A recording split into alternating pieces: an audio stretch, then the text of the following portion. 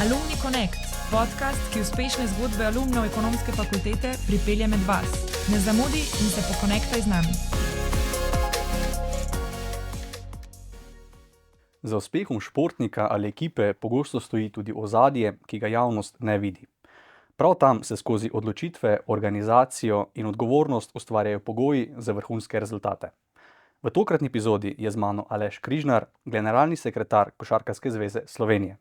Govorila bova o njegovih osebnih začetkih, študiju na ekonomski fakulteti, karierni poti ter o tem, kaj pomeni voditi športne zgodbe tudi z organizacijskega in poslovnega vidika.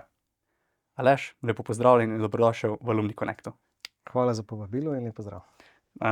Zdaj pa se mi zdi smiselno, ker sem tak kronološki uvod dal, da bomo šli najprej od osebnih začetkov, potem študijske poti, pa na kariero, da začnemo pri osebnih začetkih.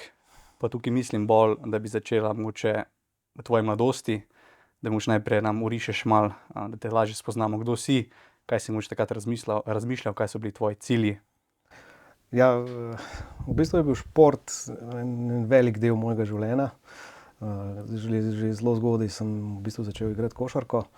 Verjetno, si niti ne spomnim, ampak moj oče je bil košarkar, starejši brat je tudi igral košarko in pol verjetno posledično te malo pritegne, čeprav nikoli ni bilo nobenega pritiska, da bi mogel igrati, ampak žoga je bila pač žoga. Istočasno sem tudi treniral atletiko. In ta športni del v bistvu mi je zelo, zelo veliko pomenil in pomagal tudi pol kasneje pri poslovni poti. Med drugim recimo je še ena, bom rekel, smer, ki me je zaznamovala, in sicer glasba. Igram kitaro že 35 let. Bolj ljubiteljsko v kakšni družbi, da malo se zapoje. In tako naprej. In pa seveda tudi en segment potovanja, dogodki in tako naprej. Oče je bil v hotelirstvu, tako da tudi ta hospitality del mi je bil blizu. In bom rekel, tudi ta pomen hrane in prehranjevanja en velik del, ki me v bistvu spremlja skozi celo življenje praktično. Zdaj si v bistvu naštel kar nekaj področij, ko imamo šport, imamo glasbo, imamo recimo neke zametke poslovnega vidika oziroma udejstvovanja. Pa me zanima, zdaj, ko si izpostavil košarka, a je bilo to predvsem, da te šport navdušil zaradi očeta, ali ne vem, jaz se mogoče spomnim svojih let, da sicer odvisno od kraja, ne, ampak smo imeli vedno ena stran za fuzbal, ena pa za košarko. Kaj je bilo tisto, da je res tebe pritegnilo pol za košarko? Mislim, na splošno basket kot basket, druženje, prijatelji, borbenost, ekipa, fajt. Mislim, vse, kar je povezano s tem. Mogoče samo to, imel sem tudi poškodbe potem v kasnejši fazi, 3-krat strgana križna vez. Bil sem v reprezentanci, pa sem pol mogel v bistvu zaključiti kariero že pri kar zgodnjih letih. Recimo, spomnim se, da bi mogel recimo igrati evropsko prvenstvo mladinsko v Zadru, na drugi strani, ne vem, proti Franciji, Tony Parker, Boris Diaw in tako naprej. Tako da to je mogoče malo ta bolečina, ampak na vsak način sem nekako hotel ostati v košarki. Takrat, ko so bile poškodbe, ne vem, sem spal z žogo pa z dresom, ne. En let, tako da čustveno, emocionalno napolnil basket. Koliko si bil takrat star, ko je bilo to? 14, 15. A bi mogoče, mislim, jaz sicer ne vem, no, ampak od začetka verjetno si začel bolj za zabavo, z zanimanjem za šport. Kdaj si mogoče sebe videl kot to, da bi mogoče iz tega naredil profesionalno kariero, oziroma si se videl, da bi pa bil profesionalni igralec? Mislim, želja vsakega, ki se začne ukvarjati s športom ali pa s košarko, je, ko gledaš NBA pa Michaela Jordana, ne, da bi enkrat bil tam. Zdaj, koliko je to realno, je spet drugo. Ampak že tudi, ko smo igrali za šolo basket, ne vem, od 43 pik, ko smo jih dali 41, ne. Tako da imel sem, bom rekel, potencial. Pri 14 igral za člansko ekipo Ilirije, tudi poleg mladincev, kadetov, ampak očitno je bilo takrat preforsirano vse skupaj. Tako da, ja, vedel sem, da bi to rad delal celo življenje.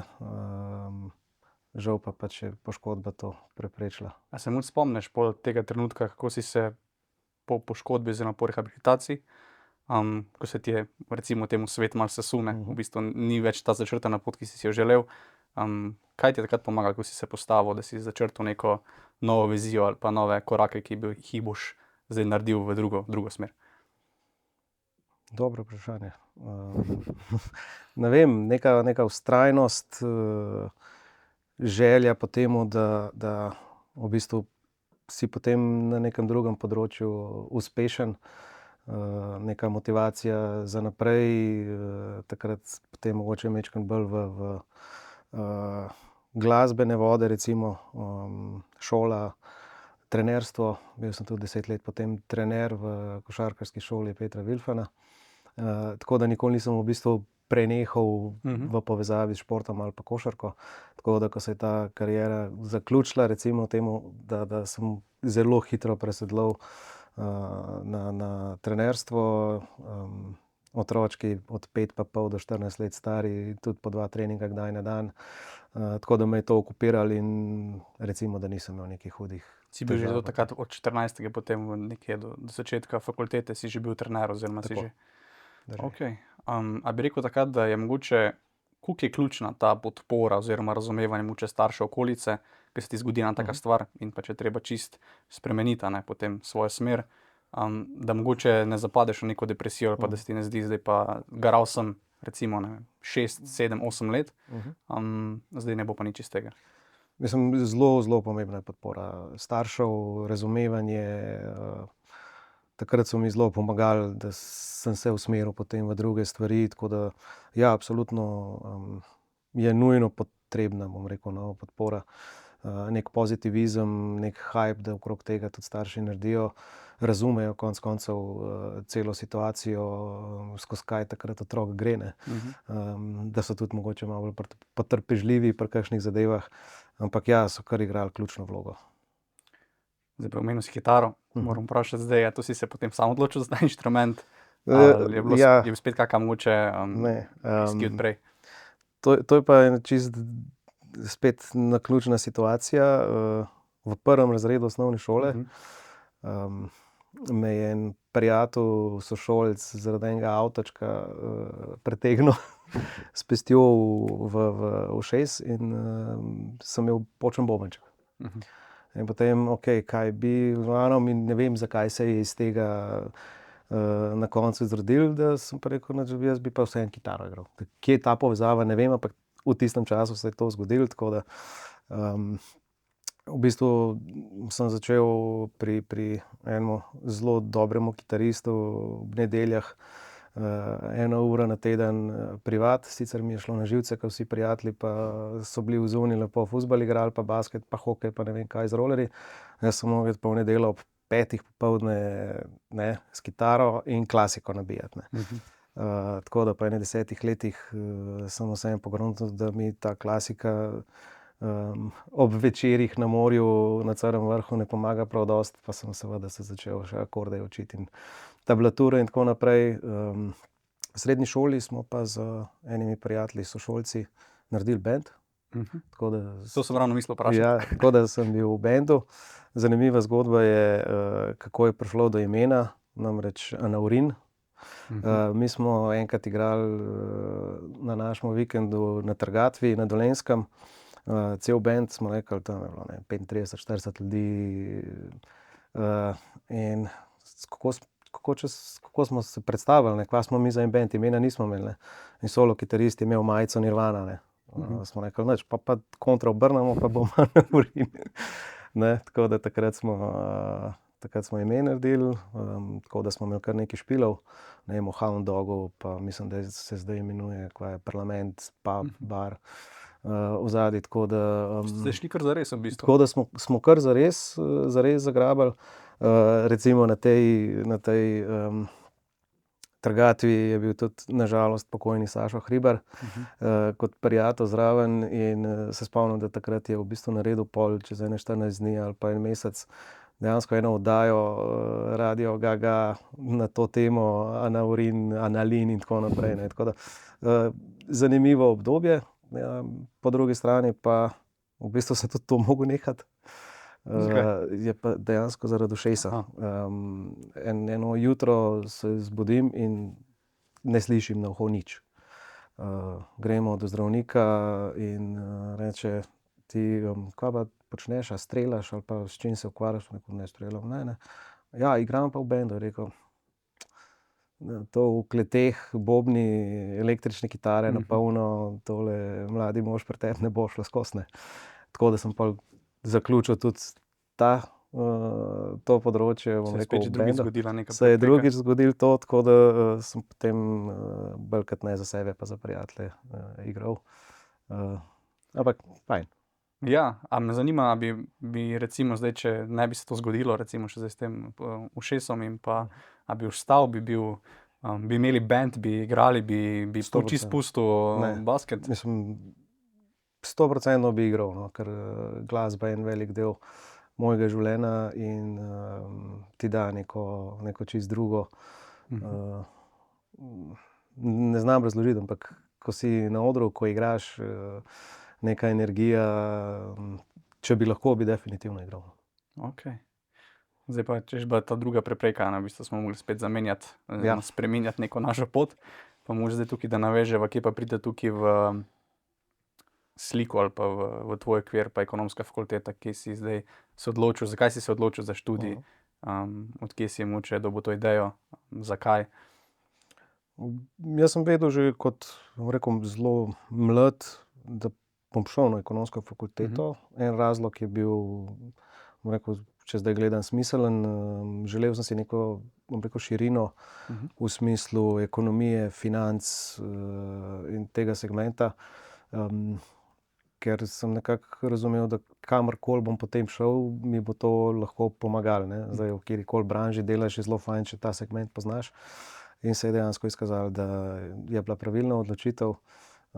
Ekonomska fakulteta mi je dala veliko, neke širine, neke splošne izobrazbe. Sem se pa takrat odločil za visoko poslovno, ne pa za smer, predvsem zaradi tega, ker je bila bolj praktična. Neka teorija se mi ni zdela tako fajn, to, kar je bilo pa čisto iz prakse, je bilo mi pa dosti bolj pomembno. Tako da zdaj sicer ne vem, če smem povedati, ali pa boste izrezali, ker sem zelo v bistvu hitro končal. Sicer se spomnim Franceta, mislim, da je Arh, statistika, vsaj ene trikrat sem delal, no, tako kot vsi ostali. Ampak vseeno sem zelo hitro v bistvu končal, imel papir, sem rekel, celo življenje bom delal ko nor, ker je še zdaj isto. Si bom vzel en let za sebe in šel ali pa delal nekaj, kar mi je res gušt. Zdaj pa kako to narediti? Ja, nič, zaradi statusa sem se pač vpisal na uni, ne. Tako da sem imel pol v bistvu status in takrat sem tudi razmišljal o tem, da bi šel v tujino. In sem dejansko šel za en semester na Finsko. Vsi so šli v neke Grčije, Španije, jaz pa ne, kontra. Ti pa zima. Jaz pa na zimo, na -30 in temo, ampak najlepših 6 mesecev v mojem življenju. A to je bila v bistvu izmenjava, to je bilo čisto Ja. izmenjava? Ja. Ja, daj pol popiši malo, kako ti je bilo. Zakaj zdaj prvo si se sploh odločil, da bi šel pa kontra vsem tistim topli Grčiji, ne vem, zanimivi Španiji, jaz grem pa zdaj na Finsko, kjer se dan zaključi, ne vem, v 5 popoldan. Ja, zato, ker sem hotel biti drugačen, predvsem pa me je zanimal njihov način študija. Ne, lahko sem si dejansko izbral predmete, ki so me dejansko najbolj zanimali. In takrat recimo, ne vem, od vizualne komunikacije, španščine, nismo imeli ene knjige, vse je bilo na study caseh narejeno in v bistvu me je ta del bolj kot ne pritegnil do tega, da sem rekel, glej, Finska, nekaj čisto drugače, dajmo videti, kako to izgleda. Med drugim sem se vpisal, ker sem dobil dodatne 3 pike v choir, kako se to reče po slovensko, zbor. V glavnem smo peli. V finščini. Ne, smo si pač lahko zbrali, ne, tako da smo imeli en tak music band potem z nastopom v eni finski cerkvi na koncu semestra, v glavnem top. En najtežjih predmetov smo imeli celo pol še izmenjavo s Sankt Petersburgom za 14 dni na eni privat šoli, v glavnem nora izkušnja in 2 otroka imam in definitivno bom oba nekako prepričal, da morata iti v tujino, ker v bistvu je bil to en velik preskok v mojem življenju. V Sloveniji se vsi poznamo, imaš backupe, imaš starše, imaš prijatelje, tam si pa sam s sabo, ne. In nekako to popkovino prerežeš, moraš se sam znajdati, moraš si sam prati, moraš si sam kuhati, znajdati se moraš, novi prijatelji, nova kultura, v glavnem, takrat odrasteš, no, tiste pol leta, zelo močno. Se pravi, ful bolj, ko pa če bi recimo ostal v Sloveniji. Definitivno. In to bi priporočil vsem študentom ali pa kjermukoli mlademu, obvezno za 6 mesecev ven, prideš čist drug človek nazaj. Se, če malo karikiram, tukaj gosti res večkrat izpostavijo to, ne? Da se naučiš prati pa za sebe živeti, pa Drži. te neke praktične stvari, ki pač seveda poleg študija, ne, v bistvu so življenjsko pomembne. Kaj pa mogoče, zdaj, ko si rekel, da si čisto sama, ne, si brez prijateljev, si imel možda kako stisko, pa kako si se recimo, če si se recimo soočil s situacijami, ne, v bistvu ni več nobenega backupa, kaj mogoče neke ključne lekcije, ki bi jih poleg teh, ki si jih že povedal, še izpostavil? V bistvu nisem imel nobene krize. Ne. Ne. Bilo nas je, mislim, da takrat 6 ali 8 Slovencev, gor, ki se v osnovi nismo poznali. Živel sem z enim Francozom pa z enim Nemcem, ki smo se super ujeli. Moram reči, da zelo hitro smo se pokonektali. Od 5 dni smo bili 3-krat v savni, ki smo jo imeli spodaj v kleti, s kitaro recimo, kakšnim pivom. Tako da smo se v bistvu zelo hitro pokonektali in ni bilo dejansko od prvega dneva nobene težave. Okej. Pol pa si se vrnil v Slovenijo?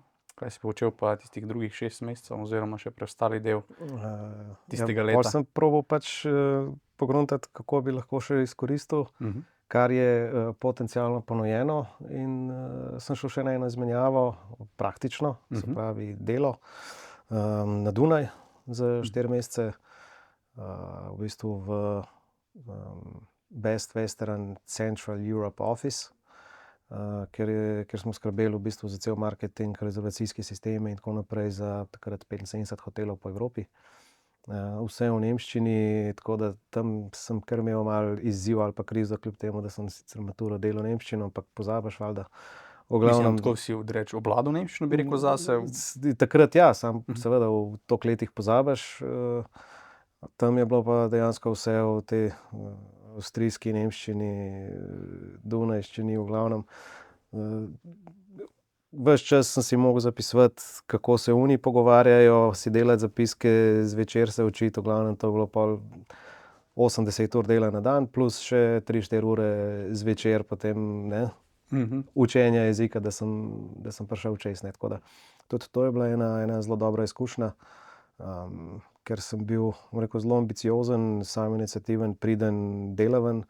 Sem si za nagrado prislužil, da so me poslali za 1 mesec na Češko, v en hotel, kjer sem v hotelu živel, in v bistvu jim pomagal narediti celo analizo gostinstva, zajtrka in tako naprej. V glavnem sedel sem 4 ure na zajtrku in gledal flow ljudi, vsega skupaj, kako vse poteka, in jim v bistvu potem naredil nek plan, kaj je treba spremeniti, kako je treba spremeniti, zakaj pijača mora dati kje, zakaj, v glavnem cel sistem v bistvu samopostrežnega zajtrka malo na glavo obrnil, tako da tudi zelo top izkušnja. Kaj pa misliš, da bo tisto ključno pri tvojem delu, da so te prepoznali in pa boš ti zaupal, zdaj pa bom enega študenta, ki je sicer tudi iz tujine, ne, pa to nima niti toliko vezano, ampak ga bomo poslali zdaj na Češko, pa bom delal neko analizo za nek naš hotel, pa neko našo verigo.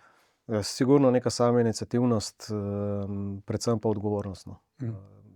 Neko zaupanje si moraš zaslužiti, seveda z delom, nekaj z odnosom, marsikoga se da kaj priučiti, težko pa spremeniš, bom rekel, njegove lastnosti, ne. In se mi zdi, da to je eden izmed najbolj ključnih delov, ki ga mora, bom rekel, oseba imeti, kakšen odnos imaš do dela, kakšen odnos imaš do sodelavcev, konec koncev do vodstva.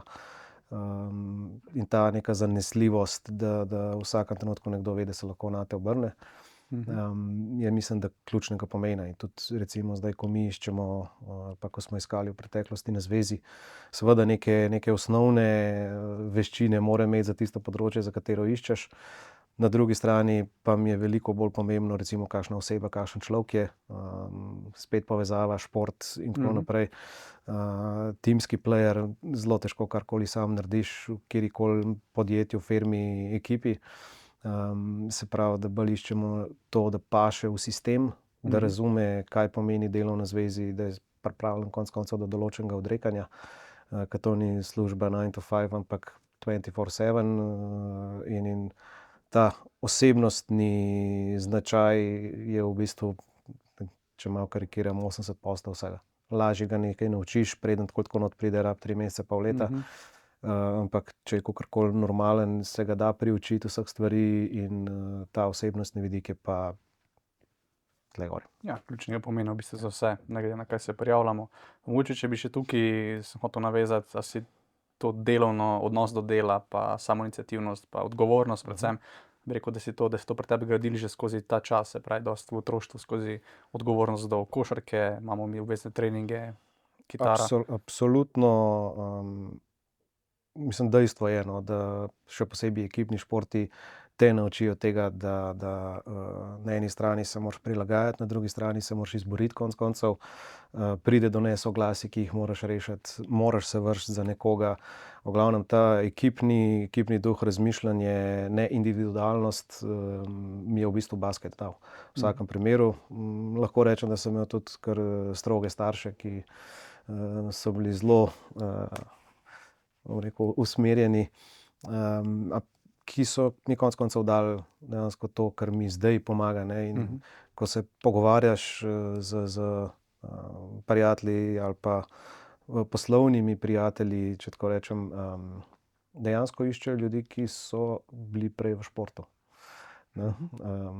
Navajeni so tega ekipnega, navajeni so, tudi če ti kdo kaj reče, ne, na kakšen drug način, pač to na neki drug način sprejmeš, nisi užaljenček in tako naprej.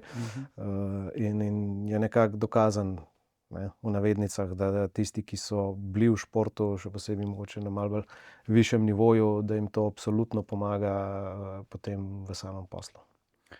Da mi ne uide, sem hotel še samo vprašati, kako si pa sploh našel to priložnost, oziroma kako je mogoče, da oriševa, kaj vse si rabil narediti, da si prepoznal priložnost za to prakso v Avstriji, in pa kaj si mogel ti narediti, preden si bil izbran, oziroma mogoče ta selekcijski postopek, če se spomniš. Govoriva za to delo v tujini? Tako, za to, ko si bil na Best Western v Avstriji na Dunaju. Ja. V bistvu najprej sem seveda mogel se sploh pozanimati na ekonomski fakulteti, kakšne so možnosti pa vse variante preštudirati. Potem pa smo enostavno, bom rekel, poklicali v Best Western.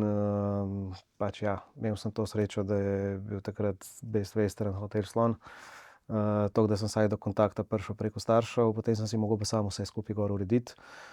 Seveda sem mogel to delati zastonj, mogel pač biti pripravljen za to izkušnjo, ki bi jo imel gor, delati free of charge, ampak sem bil enostavno pripravljen za to, no. Ja. Vsekakor, treba je bilo vložiti nekaj, seveda. in to je recimo mogoče zdaj malo drugače, ko se pogovarjaš s kakšnimi kandidati za službo. Vsi bi vse takoj, ne. Je pa realnost potem malo drugačna, no, tako da tudi takrat, ko sem v bistvu postal direktor Eurobasketa 2013, sem prve 3 mesece mogel zastonj delati, ne. To je mogoče ena taka interna. No, v tem še bova. Mogoče me pol zdaj zanima ta naslednji korak, v bistvu si zdaj zaključil tisto gap leto oziroma z velikimi izkušnjami, takimi pomembnimi življenjskimi izkušnjami. Zdaj pa, koliko sem jaz po raziskavi, pa si že omenil, ne, hotelirstvo, prodaja, organizacija. Me zanima, kako te je pot potem iz tega nazaj zanesla, si tukaj prišel nazaj v Slovenijo in si rekel, zdaj bom jaz delal v hotelu, če sem sporazumel. Ja, v bistvu je bilo nekako tako. Prijavil sem se v City hotelu, super, krasno prenovljen hotel, izbran. Zelo veliko mi je pomenilo, da ni bilo nekih povezav ali pa vez. Glede na to, da je pač oče delal v hotelirstvu, niti ni vedel, da sem se prijavil. Tako da sem mu samo povedal, evo, od zdaj naprej delam, ne, v hotelu, v prodaji. Tako da sem takrat v bistvu, ja, koliko je bilo, 2-3 leta, orang borbal tudi tam, najprej v prodaji, potem sem prevzel še en del gostinstva zraven, pa evente. Me je pa potem pot zanesla pa čist drugam. V bistvu sem prijazno rekel, glejte, 3 mesece, ne, bom absolutno še tukaj, da najdete novega, naredimo primopredajo, vse skupaj, ampak jaz za tistim in tistim dnem grem. In sem šel dejansko živeti v Ameriko. Washington oziroma Silver Spring, ki je direktno zraven, ampak ja, tako da sem se načeloma selil forever v ZDA. Odkje ta odločitev in zakaj? Čisto osebne narave, ljubezen, bom rekel takrat. Aha, okej. Ja. Tako da, ja, smo bili pač 1 leto tam.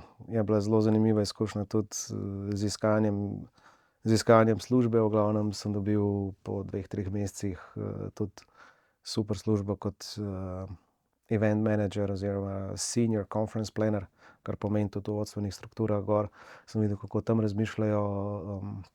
Tako da po letu pa pol sem pa enostavno videl, da Amerika je super za 14 dni, ali pa če ima nek rok trajanja, da bi si pa predstavljal, da bo moje celo življenje tam, pa bom rekel potomci in familija in vse skupaj, sem pa videl, da to meni ne bo šlo skozi.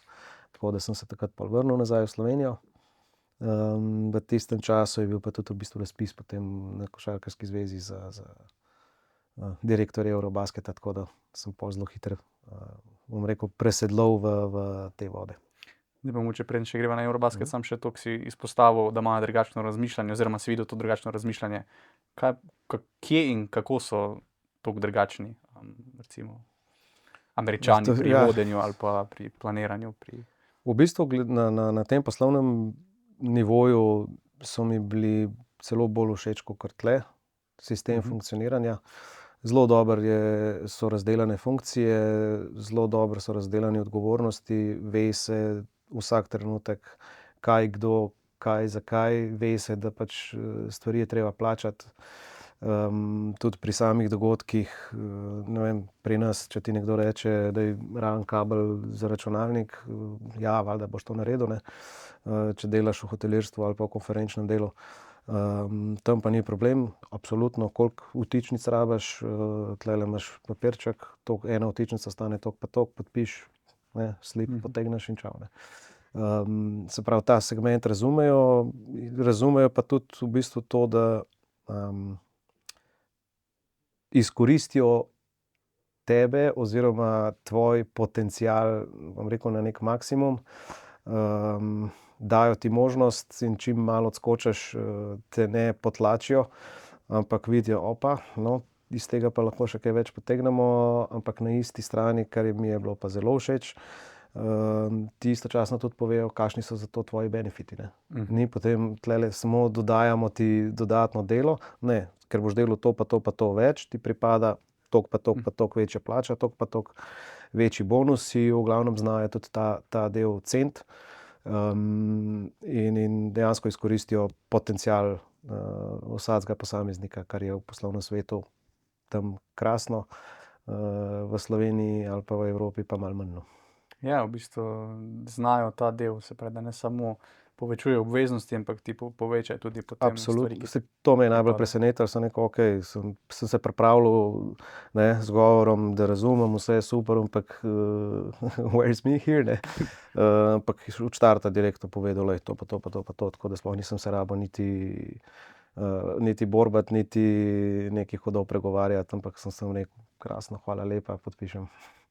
Okej, zdaj pa potem si se vrnil in si postal direktor Eurobasketa 2013, pa zdaj si rekel, da si 3 mesece delal zastonj. Pa bi kle začela. Ja, izbor je bil že, bom rekel, precej naporen. Mislim, da je bilo takrat 120 kandidatov. Mislim, da je šlo takrat preko Adeka, cel razpis.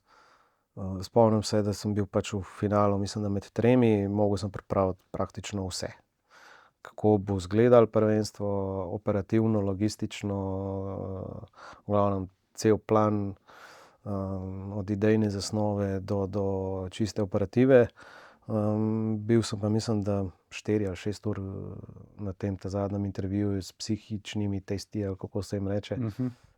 Na oni strani 6 ljudi, jaz tukaj sam se tresem, v glavnem, očitno sem nekaj prav naredil. Mogoče mi je tudi vsem pomagalo, da sem bil prej v košarki, potem v event managementu in tako naprej. Tako da dejansko je bilo tisto povezava med razumevanjem športa na eni strani, na razumevanju eventov, dogodkov, mednarodne izkušnje, Finska, Dunaj, Češka, Amerika in tako naprej. In verjetno ta nek skupek vsega me je pripeljal do tega, da sem bil na koncu izbran.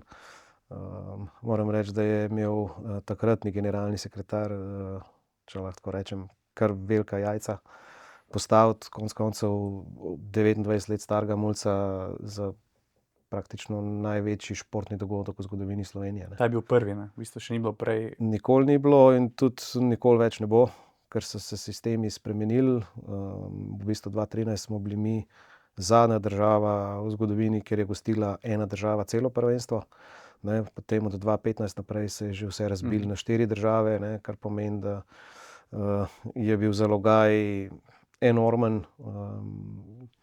In se bojim, da v prihodnosti ne bo več možnosti tako velikih dogodkov organizirati v Sloveniji. Predvsem zaradi zahtev mednarodnih zvez, ki so ogromne, na drugi strani pa enostavno, ker nimamo dovolj infrastrukture ali pa dovolj velike infrastrukture. Ne. Primer za Eurobasket 2029, kjer gostimo eno grupo, je nekdo rekel, zakaj se niste prijavili pa še za finalni del, ne? Da imaš eno grupo pa cel finalni del, četrtfinala naprej, zato ker nimamo pač 2 dovolj velikih dvoran. Ne. Se pravi, in podobno zgodbo, ko se pogovarjamo s kolegi iz rokometa, odbojke in tako naprej. In je treba res maksimalno izkoristiti, dokler še lahko gostimo take velike mednarodne dogodke, ker so samo pozitivni učinki. Bi tukaj se pol še navezal na ta 2029, pa vseeno, če bi lahko izpostavil, če se spomniš tisti trenutek, ko si videl na Dekotu priložnost, kaj si pomislil ali pa mogoče, ko si se prijavil, česa te bo takrat najbolj strah? A te sploh bo kaj strah? Ali si ti rekel, jaz vse to vladam, mislim, znam, imam energijo in gremo? Energijo absolutno imaš, neke ambicije imaš. Vedel sem, da je to šport, da je to basket, da če nisem mogel na igrišču, ne, bom pa vsaj izven igrišča. Bom rekel, živel to življenje, tako da sem si neizmerno želel biti pripravljen, pač vložiti vse, kar sem imel v to. Ne spomnim se, so bili neki strahovi, ker se verjetno tisti trenutek niti nisem zavedal, kaj bo to za sabo potegnilo, ne. Takega dogodka še ni bilo, izkušenj, da bi jih od nekoga dobil, ne, tako da ni bilo in enostavno ne veš čisto točno, v kaj se spuščaš. Spomnim se samo brata, ki je rekel, bravo, čestitke, ne, ampak a ti mogoče razumeš na drugi strani, kaj to lahko pomeni za prihodnost, ne, tvoje poslovne poti naprej, ne. Na koncu je bil dogodek vreden 15 milijonov evrov, ki jih je bilo treba zaslužiti najprej, ne. Ni to, da imaš budžet pa potem samo raztalaš, ampak začneš z nulo oziroma z minusom. Cash flowa tako nimaš, ker preden sponzorje dobiš, preden dobiš kakšen prihodek od ticketinga, ne, je to šele čez 2-3 leta. In je rekel, lej, kaj če ostane 2, 3, 5 milijonov dolga, partnerji, podizvajalci, ti si podpisnik, ne, star si 29 let. Ko enkrat izgubiš, bom rekel, to zaupanje poslovnih partnerjev, ga zelo težko nazaj dobiš, ne. Da si zanesljiv, da si korekten, da si vse poplačal in tako naprej, tako da tam me je pol malo stisnilo, ja. Bom rekel, ta rizik. Predvsem zato, ker je tudi bilo odvisno ne toliko od, ja, delno od nas, ampak velik segment je bila prodaja vstopnic. Treba je vedeti, da smo imeli takrat 90 tekem v slabih 3 tednih, ne. In če je bilo, ne vem, 360,000 kart prodanih, ko postavljaš ticketing strategijo, si lahko sam izračunate, kaj pomeni, če samo 1 evro dvigneš ali pa spustiš, ne. Pri takih zadevah, tako da mi lahko organiziramo ali pa smo lahko organizirali vrhunsko vse, bilo je pa močno odvisno tudi od tega, kam tvoja reprezentanca pride, ne. Ali imaš ti 3-krat razprodane stožce ali jih nimaš, je to na prihodkih ogromno, ne. Ogromna razlika, tako da tle je bil rizik, na drugi strani pa na žalost si pri takih dogodkih odvisen od rezultata tvoje ekipe, kar pomeni, da če zmaguješ, so vsi veseli od medijev, navijačev in je to top prvenstvo, ne. Kljub temu, da je lahko na organizacijskem delu ful škripal. Če pa na onem delu vse dela tako, kot mora biti, vse špila, pa pač ni rezultata, je pa to ne. Tako da to je, bom rekel, pa ta del emocionalni, ki ga pač šport ima, ampak ne smete preveč zavesti, ker še vedno moraš na koncu imeti neko realno sliko okrog financ, okrog ekonomije, če tako rečem, da zadeva pije vodo in da se konec koncev tudi izide. Je pa zelo močna korelacija med tem dvema zadevama, no. In je včasih težko, bom rekel, požreti, ker je ogromno dela v resnici nevidenega, ne. Nimaš pa vpliva, kva bojo fantje ali pa punce na igrišču naredili, ne. Si pa močno, močno odvisen od njih. Zdaj, večkrat si omenil, si bil star 29 let, to je kar en tak velik zalogaj, oziroma takega projekta.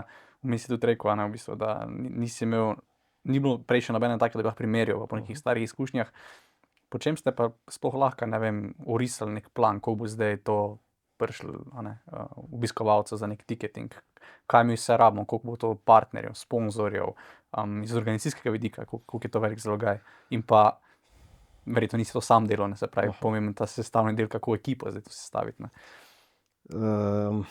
Ja, to je v bistvu 15-17 ur na dan dela 3 leta, ne. Absolutno ne moreš vse sam in jaz pravim, da ekipa, ki je bila takrat, bom rekel, vzpostavljena, se je vzpostavljala počasi, ne. Najprej je bila generalna sekretarka že pred mano, potem jaz, potem smo pa dodajali enega po enega, odvisno od področij. Na koncu nas je bilo recimo 30 menedžerjev osnovnih, pa je treba dati pa to krat 4, ker je bilo na vseh lokacijah istočasno, ne. Treba imeti praktično enake ekipe, kar pomeni, da na koncu prideš samo do neke ožje ekipe 120 ljudi.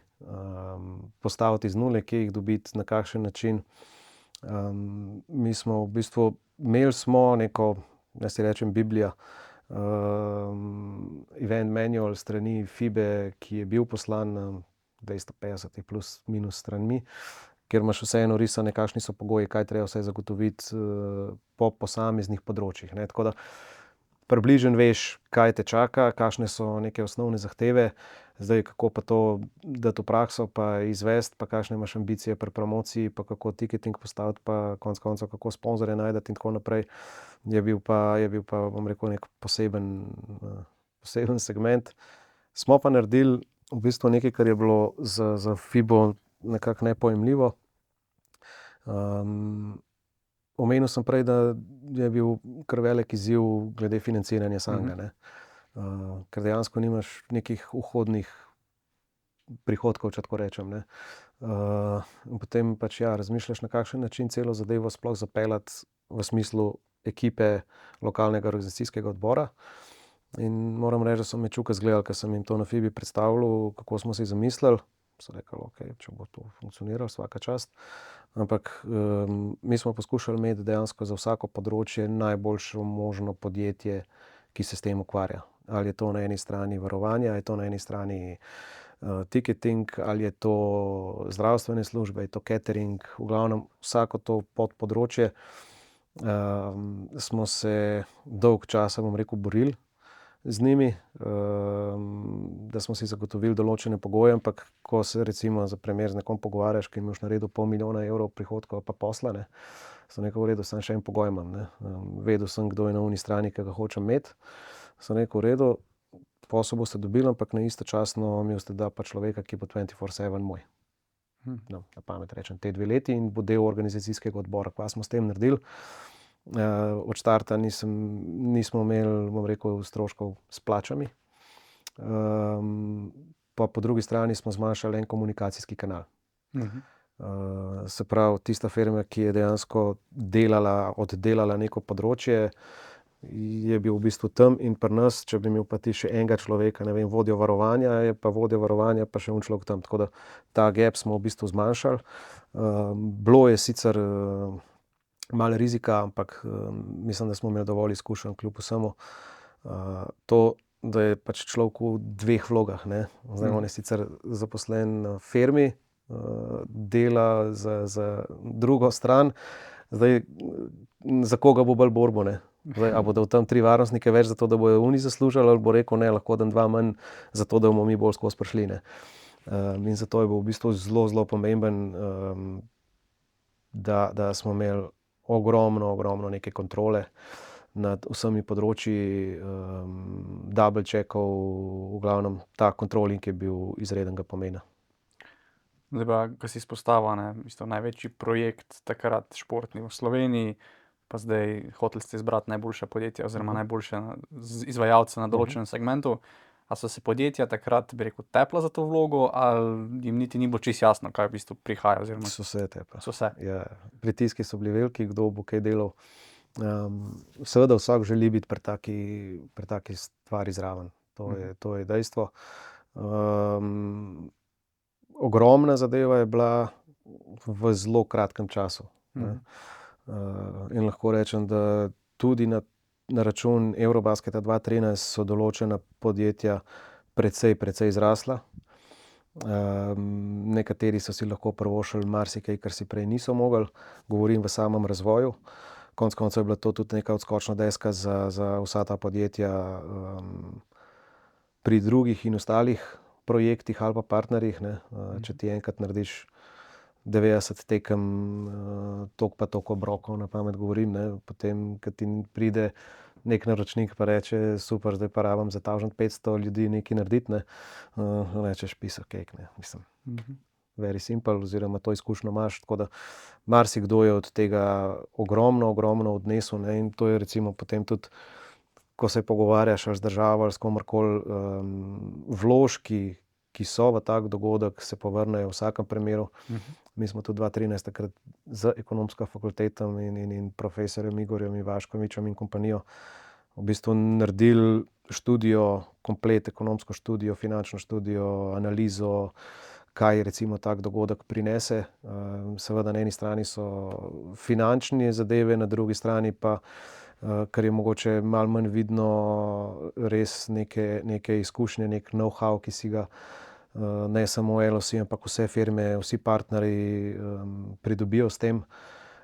Nek imidž konec koncev, mi smo imeli, mislim, da 350-400 partnerjev takrat, in si lahko sami preračunate, kaj to tudi pomeni konec koncev za neko gospodarstvo, za neko panogo, možnost organizacije ali pa česarkoli dela v tujini, zaradi tega, ker imaš tako močno mednarodno izkušnjo in tako naprej, ne. Tako da ima ogromno nekih multiplikativnih učinkov, tak dogodek na samo državo. Ja, kakor sem prej uvodno na začetku povedal, da moraš tisto, kar ni neposredno vidno, najprej iz tega vidika, ko gledaš kot nek gledalec pa nek udeleženec takega dogodka, pol so ti posredni učinki, ne, se pravi, raste gospodarstvo, razvijajo se podjetja, nova delovna mesta, izkušnje, in tako dalje.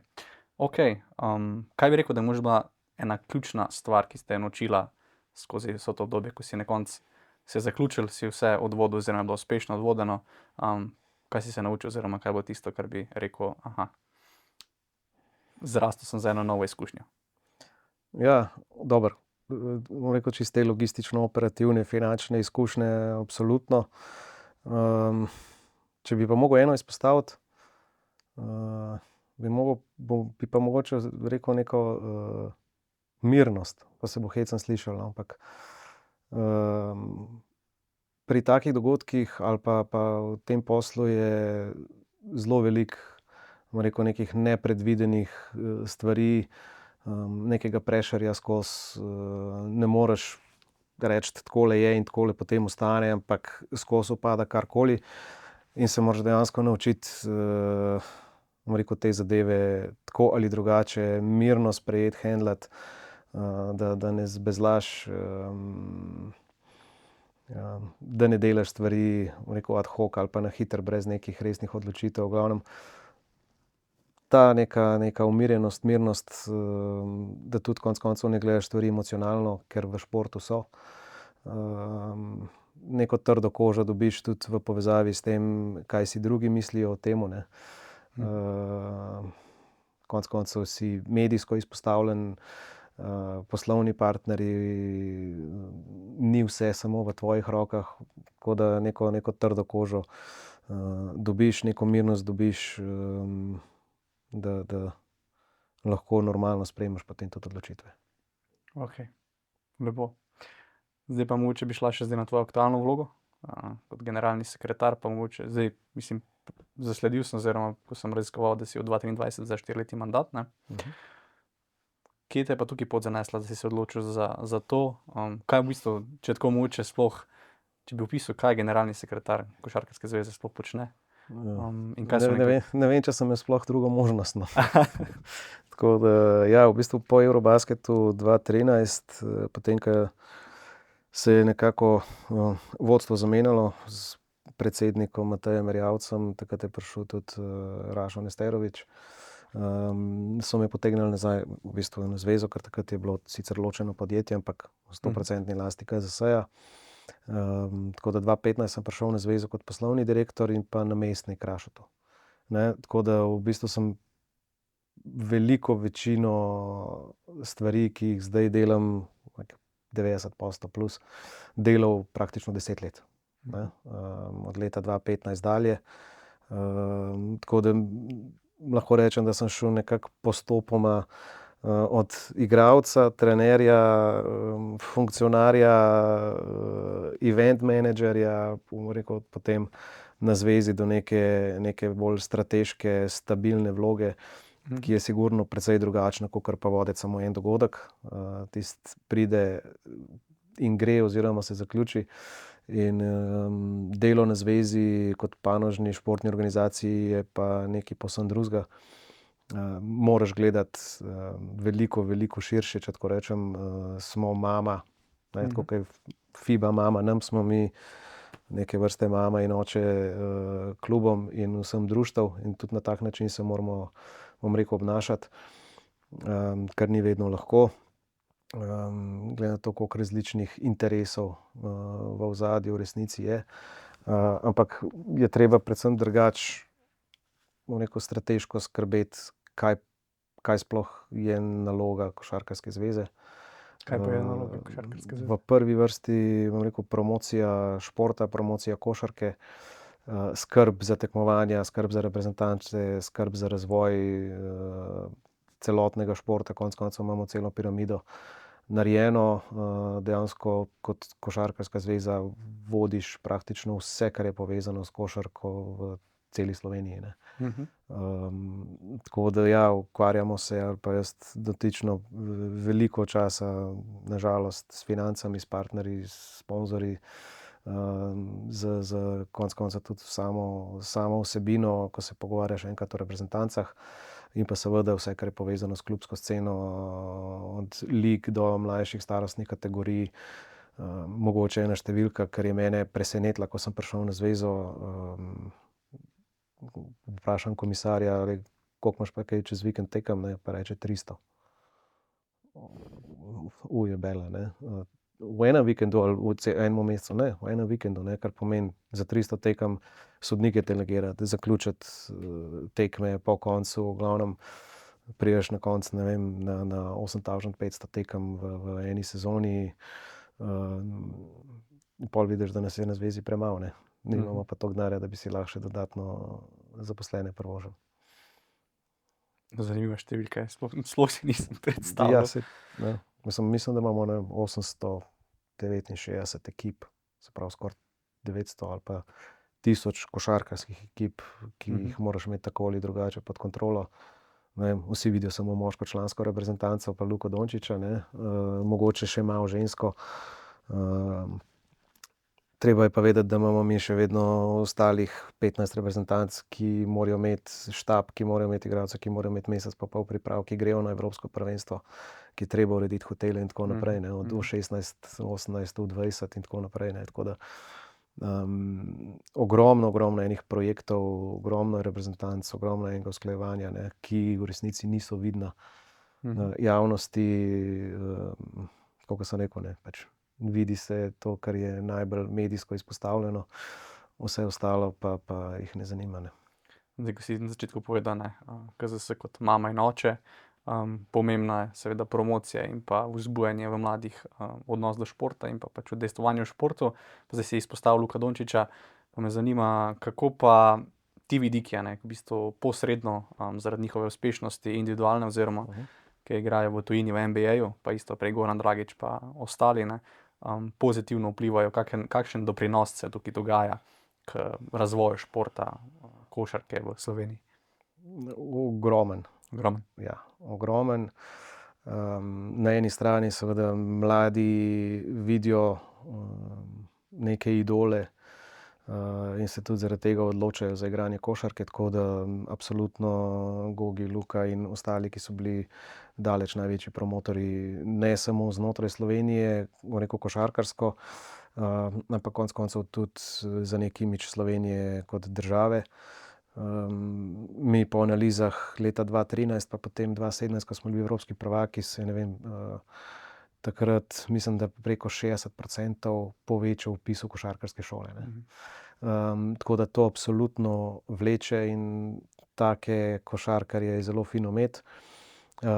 Je pa dejstvo, da to, kar je Luka ta trenutek, se tudi mi po pravici povedano učimo zraven, ker nikoli nismo imeli, bom rekel, igralca takega formata, ne samo na igrišču, ampak takega magneta izven igrišča. Dejansko ga pozna cel svet, določene omejitve so pri funkcioniranju ali pa pri delu z njim, ali pa z njegovo ekipo v ozadju, tako da ni črno-belo, in je ogromno enega usklajevanja, enega dela, ampak absolutno nam je pa Luka ogromno prinesel. Kaj bi zdaj mogoče, če pogledava malo za nazaj, pa zdaj za naprej razvoja, ne, v bistvu še, na kaj si najbolj ponosen, tako iz vidika, koliko v bistvu se vlaga v šport v Sloveniji, pa predvsem v vzbujanje teh mladih generacij, da se udejstvujejo, pa da bi mogoče postali pač recimo Luka Dončić ali pa en tak uspešen košarkar?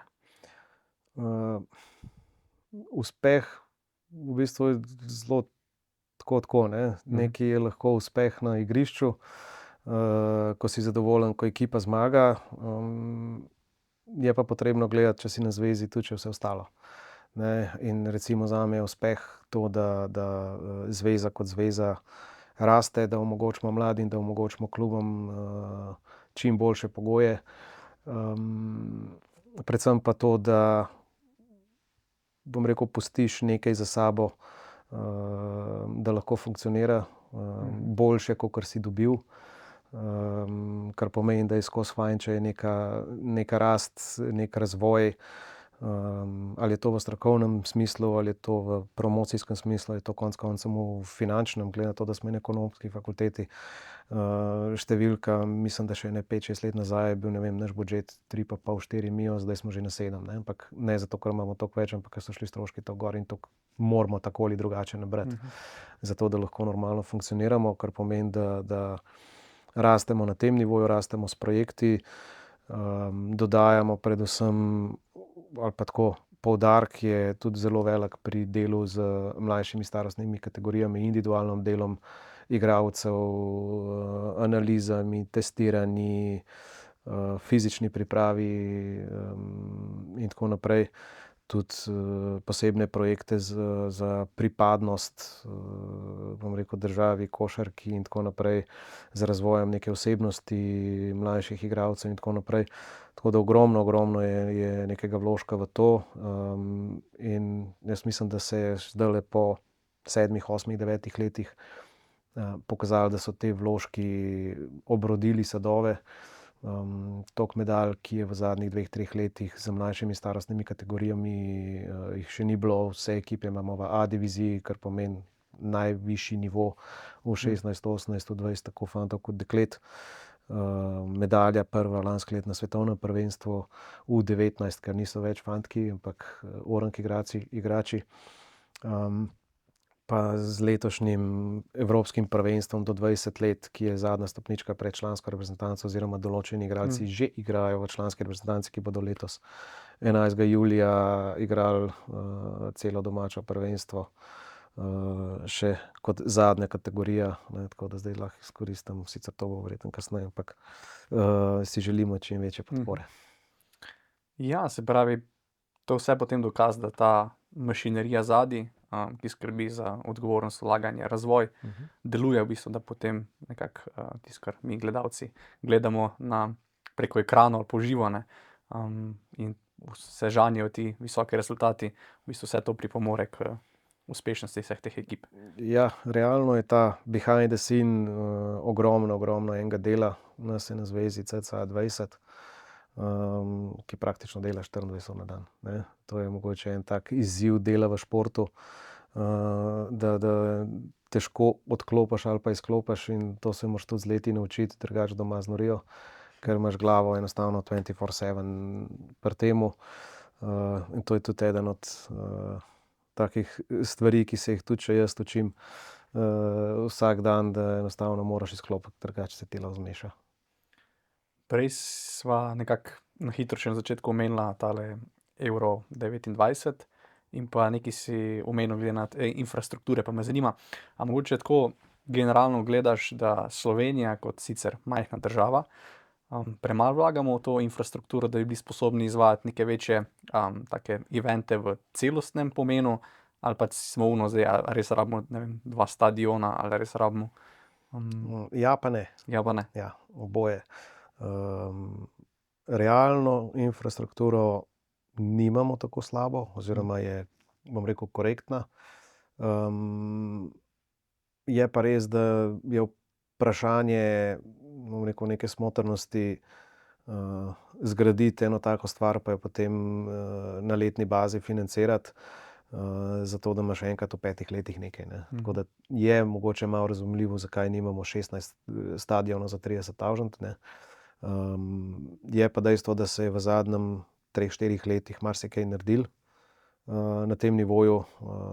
Strani ministrstva je bilo za, mislim, da 4 leta cca 150 milijonov evrov za športno infrastrukturo. Je pa dejstvo, da smo toliko športen narod, da bo tega vedno premalo, ne. Že zato, ne? Ker mi tukaj tekmujemo v globalnem nivoju, ne? V globalnem nivoju tekmuješ, ampak konec koncev, ko daš samo vse naše športe, je telovadnic šolskih ali pa nekih dvoran premalo, ne. In so izzivi strmini in tako naprej. Tako da ja, lahko smo zadovoljni, lahko bi bilo tudi boljše, in mislim, da se tukaj vseeno premika na eno stopničko višji. Zdaj pa za Euro 29 sicer ne bo v taki izvedbi celostni, kot je bil 2013, ampak mogoče iz tvojega vidika, kaj pa bo drugače, predvsem in pa mogoče kakšna je vizija zdaj po recimo nekih 10 letih, pa še več v bistvu, ko boste ponovno izvajali nek sicer del, ampak vseeno velik projekt. Ja, mi se ga zelo veselimo. Mislim, da je to še eno veliko priznanje Sloveniji, pa tudi konec koncev Košarkarski zvezi, da je med takimi kandidati vseeno dala še eno grupo nam. Zasluženo. Mislim, da je infrastruktura in cela logistika zelo pod kontrolo, če po domače rečem. Ne vidim nobenih težav, glede na to, da za primer takrat bomo imeli 6 reprezentanc, zdajle za U20 je 16 reprezentanc ves čas zraven, takrat bo 15 tekem, zdaj jih imamo 56, 8 na dan v 7 dneh, ne. Tako da logistično me absolutno nič ne skrbi. Tisto, kar pa je najbolj pomembno, kako spet združiti ali pa povezati celo Slovenijo, da bo tistih 10 dni dihala za ta dogodek, da bo en kup spremljevalnih aktivnosti okrog tega. neke promocije in v bistvu bomo največji pomen v resnici je ravno na tem nivoju, se pravi, kako spromovirati, kako narediti nek hype, nek pozitivizem okrog tega, vključiti čim več ljudi v celo zgodbo, in da bo to res onih par dni praznika, v Ljubljani in pa tudi širše, ne samo v Ljubljani, ne. Tako da imamo že kar nekaj, idej, kako celo zadevo narediti. Plani so narejeni, področni in tako naprej. Izkušnje so. Izkušnje imamo, partnerje imamo, tako da mislim, da se lahko vsi skupaj zelo veselimo. Mislim, da bomo imeli tudi, kar je zelo pomembno, takrat že tudi, bom rekel, delno pomlajeno ekipo, ki bo imela izkušnje, ne glede na to, da se bolj kot ne zlati fanti iz 2017 počasi vsi poslavljajo, kar pomeni, da imamo menjavo generacije in nam to zelo paše, da niti ne rabimo iti s tem skozi kvalifikacije oziroma tekme bolj, ampak ni rezultatskega pritiska, ker si kot domačin že uvrščen, kar pomeni, da imamo 3 leta časa, da se te mladi fantje postavijo na večji oder in da skupaj z Luko naredimo, bom rekel, še en 2017. Še en 2017. Ja, želje so velike, realnost je včasih drugje, ampak moraš imeti pa tudi visoke cilje. Res je. Zdaj pa, ko si rekel s temi visokimi ciljami, si se usmeril v visoke cilje, v bistvu me zanima, zdaj mogoče pa čisto tvoj oseben vidik za naprej. Prej si že omenil, da se učiš in da se še moraš naučiti biti bolj miren oziroma usklajevati ta poslovno in osebno življenje. Kaj je še tisto moč, kar te žene za naprej in pa kaj bi še recimo rad, pa ne samo v kariernem, ampak tudi v osebnem vidiku za naprej, neka svoja vizija, neki cilji? Mislim, cilje absolutno ali pa želje na poslovnem področju, da se uresniči vse, kar smo si, bom rekel, zadali. Ko govorimo o samem razvoju, pogojih, ki jih želimo spraviti na tak nivo, da lahko res omogočaš praktično vsakemu, da se ukvarja s športom. Seveda en segment je sigurno želja po tem, da imaš vseeno vrhunske rezultate, kar pa seveda pride s tistim osnovnim delom v ozadju. Želja je dvigniti klubsko košarko še na višji nivo. Koliko je sicer to v naših rokah, je spet drugače, ampak ne smeš tukaj popuščati, ker tako, ko se na koncu koncev dela na klubskem nivoju, to ti prinaša potem tudi igralce, igralke za reprezentance. Želja je sigurno, da se razvije trenerski segment. Tako da ogromno je nekih, konec koncev tudi utrganih idej v samem promo smislu, ki ga zaradi Eurobasketa 29 mislim, da bomo lahko speljali. Da bomo imeli dovolj zagotovljenih financ, da se lahko tudi na tem nivoju, bom rekel, igramo, tako kot smo se takrat, ne vem, z žreb v Postojnski jami, pa košarka na vodi in take stvari, ki so res bile odmevne in to je mogoče pa za mene nek tak vidik, ki ti da ali pa ki mi da neko zadovoljstvo, tudi v nekem operativnem smislu, da sem vključen v te projekte, ki imajo nekaj več, ne samo v redu, tle je ena tekma, ampak ki ima neko celo zgodbo v ozadju. Ti da konec koncev neka krila, nek dodatni zagon, zato da še vedno borbaš. Na drugi strani pa vseeno vse te stvari treba usklajevati z družino in pa malimi otroki. Tako da obadva mi igrata fuzbal, ne košarko, zanimivo, ampak važno, da je šport, super je, da je to ekipni šport, tako da jih absolutno podpiramo pri temu.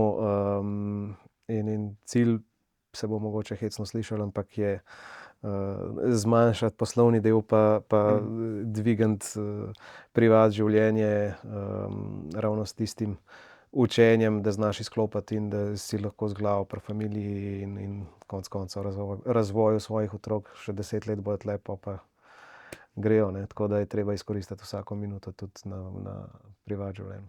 Ja, to si res zelo lepo izpostavil, da je potrebno prosperirati obe strani. Tako je. Pa moč kdaj tisti balance gledamo, moč da je katero bolj, katero manj, pa potem pa kontra. Drži.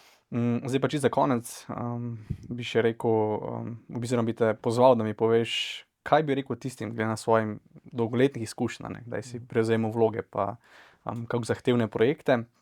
Kaj bi rekel tistim, ki iščejo svojo prvo resno karierno smer, in pa kaj bi rekel tistim, ki so mogoče pred neko karierno spremembo ali pa prevzemanjem večje odgovornosti? Kaj so neki tisti ključni aspekti, ki bi jih podal enim pa podal drugim?